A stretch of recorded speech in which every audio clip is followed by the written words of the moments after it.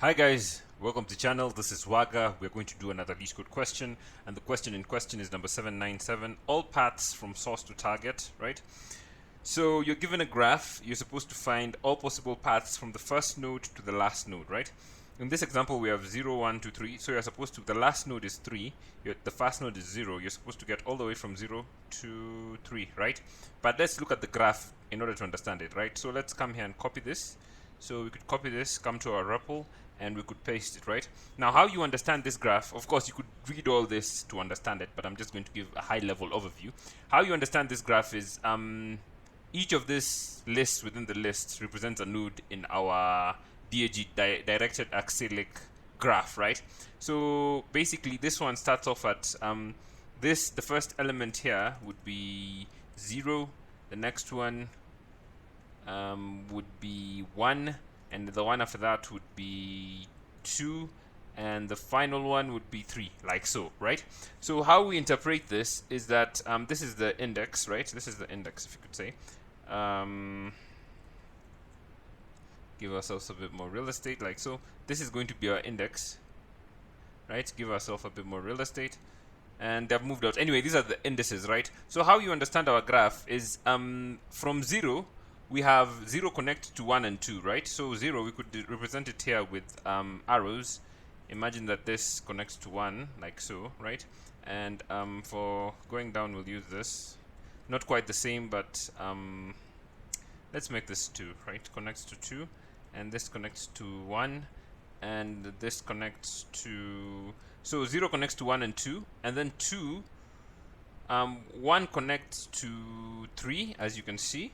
Here, 1 connects to 3, and then 2 connects to also 3, right? So connects to, okay, wait, like so, right? Imagine that these 3 are connected, right? So 0 connects to 2, 0 connects to 1, and 2 connects to 3, and 1 connects to 3. So the shortest possible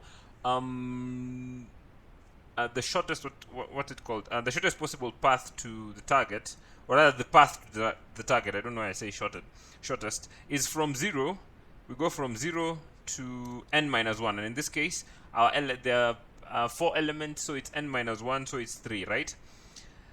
So from 0 to 3, the shortest possible path is, we could have an array here, and in the first instance we will have 0, and then we will have 1, and then we will have 3, and also another possible answer is to have 0, 2, and 3, like so. So those are our 2 possible paths to get to 3. So all we need to do now is put this in code. Straightforward, right? We could have a results array, and we could also have a queue, right? So how we would solve this is we could start by popping our first element into the queue, right? So we have 0 as okay, that's O. Let's put 0 in our queue, and how we're going to terminate to check whether we have gotten the right answer is to check whether the last element in the queue, in what is in the queue, in the is equal to the destination. In this case, the destination is 3, right? That is n minus 1, number of elements minus 1, right? So we could have 0 like so, and then after we look at 0, is the last element in this array here, is it equal to our target or our destination?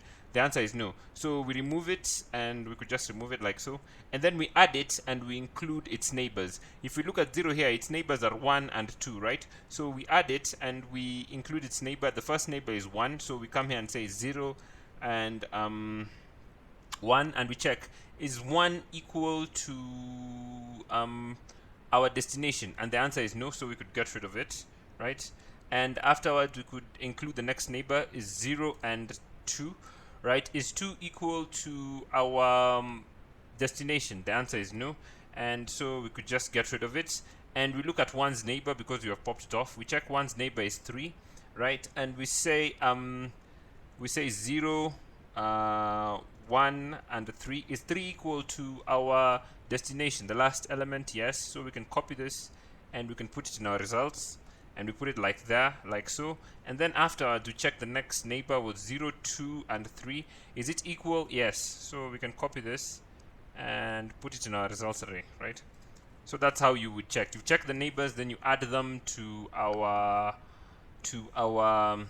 graph, and no, you add them to our results array if they terminate in the destination, and afterwards you get the answer. So basically that is our code to use a breadth first search. So we could first create queue, and remember I've been told here our nodes will be labeled from 0 to n minus 1, right? So we could start off the queue, which is going to be our queue, with our first element. In this case, the node will start from 0, so we have the first element there, and then we have our result array, which we are going to return, and this is just going to be an empty array or a list.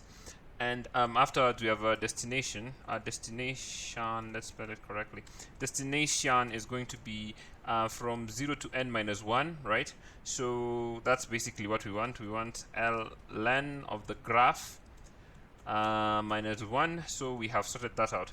The next thing is we want to have a while loop that keeps going while there's something in the queue, and we create a temporary variable to which we are going to pop off, and then we're going to check the last element of that temporary variable to know whether or not we have hit our destination, right? So we could just say temp, and temp is going to be q.pop, and we want to pop the last item like so, and we check if the last element of the temp which you have popped off is equal to our destination. So we say if temp last element is our destination, we picked a word which was a bit long there. If it's equal to our destination, what we want to do is we just want to get we want to put it in our result because it's an answer, right? Result.append, and what we want to put in is our temporary variable like so. If this isn't the case, we look at the neighbors, right? So we say else like so, right? So how we do that is we go into, like, if we're at 0, we go into the next we look at the neighbors, right? And for that we just say for x in graph, and we check the graph at that specific position. And how we do that is we just check the temp, and in it we check the last element. So we check, like, for example, at position 0, we would like to look at the graph at for the last element, and the last element was 0. So we look at the element in the first position, right? So we look at that, and then we append it to, we just append it to queue.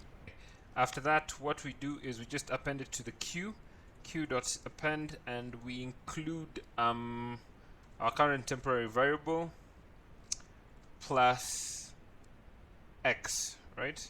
We include our current temporary variable plus x, right? And at the end of this, the end of the while loop, we just want to return, and what we want to return is going to be our result, because we will have sorted it at that point. So if we run our code, it's accepted, and if we submit it, it is similarly accepted. So our time complexity is going to be our space complexity and our time complexity are both going to be O of n, right? Because we do create structures, and the structures are the structures actually might be longer. The structures might be longer than our n, but they're not going to be longer by such an expression as to have to change the. They're going to be. We're just going to, even if it's a multiple, we're just going to get rid of the coefficient and just return O of n, right? So the space complexity is going to be O of n. The time complexity is also going to be O of n, right? Because it would depend on the number of nodes when you simplify it, right? Number of nodes that we have and the connections between them. Basically that. Thank you for watching. Subscribe to the channel, and I'll see you in the next video.